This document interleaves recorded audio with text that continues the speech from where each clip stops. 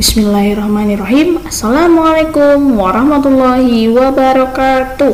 Selamat pagi solih-solihah kelas 4B MI Muhammadiyah Terpadu Harapan Kota Magelang.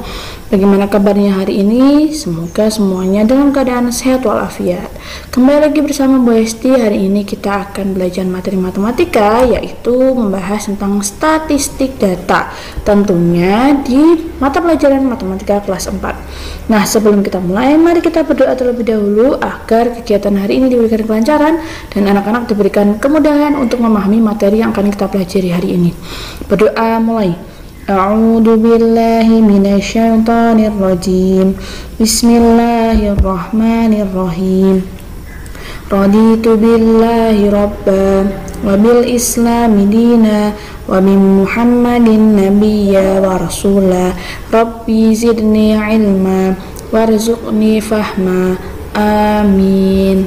Alhamdulillahirrahmanirrahim. Semoga setelah berdoa anak-anak dapat diberikan kelancaran dan kemudahan memahami materi hari ini. Mari kita lanjut ke materi, membahas tentang statistik data. Sebelumnya, Besti mau bertanya dulu kepada anak-anak, apakah dari anak-anak ini ada yang tahu apa itu arti dari data? Siapa yang tahu?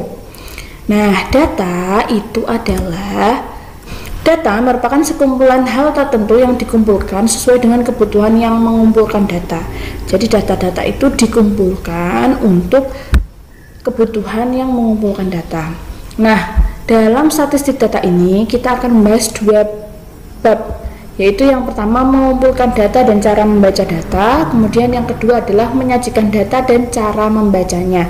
Jadi nanti kita akan mulai dulu dari mengumpulkan data dan membaca data. Kemudian pertemuan selanjutnya kita akan melanjutkan pada penyajian data dan cara membacanya.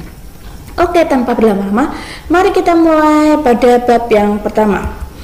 Yang pertama adalah mengumpulkan data. Nah, dalam bab mengumpulkan data ini ada dua. Yang pertama adalah dengan cara pencatatan langsung. Cara pencatatan langsung ini, contohnya, Dinda dan teman-teman melakukan pengukuran tinggi badan dengan meteran dan mencatat hasilnya. Berikut ini adalah hasil pengukuran tinggi badan dalam satuan cm. Nah, anak-anak, pada tinta yang bertuliskan hitam ini, angka-angka ini adalah hasil dari pengukuran tinggi badan anak-anak yang ada di kelasnya Dinda. Nah, data tinggi badan di atas dikumpulkan dengan cara mengukur secara langsung setiap siswa. Nah, ini adalah cara yang pertama, yaitu dengan cara pencatatan langsung. Kemudian cara yang kedua yaitu dengan mengisi lembar isian. Nah, contohnya begini, mengumpulkan data mengenai makanan kesukaan dan dibuat data pengelompokan dari data tersebut. Misalnya, hanya dibatasi untuk nasi goreng, soto, bakso, dan siomay. Kita akan lebih mudah mendatanya dengan cara mengisi lembar isian. Jadi lembar isian itu seperti angket, nanti anak-anak menyebarkan kepada teman yang lain, kemudian teman-teman yang lain menuliskan makanan kesukaannya, tapi hanya terbatas pada nasi goreng, soto, bakso, dan siomay. Nah, itu adalah dua cara untuk mengumpulkan data. Kemudian setelah data itu terkumpul, kita akan pelajari cara membaca datanya. Nah, membaca data itu dilakukan setelah mengumpulkan data. Nah, setelah itu kita akan membaca data tersebut. Nah, dari kumpulan data yang kita baca bisa kita temukan jumlah datanya, data paling kecil, data paling besar, dan yang paling banyak muncul atau juga yang paling sedikit muncul. Nah, contohnya di depan anak-anak ini ada data yang sudah didapatkan. Ternyata data ini adalah data nilai matematika kelas 4. Nah, dari data tersebut kita akan tentukan yang pertama, banyak siswa yang ada di kelas tersebut. Yang kedua, nilai yang paling kecil. Yang ketiga, nilai yang paling besar. Dan yang keempat adalah nilai yang banyak di kelas.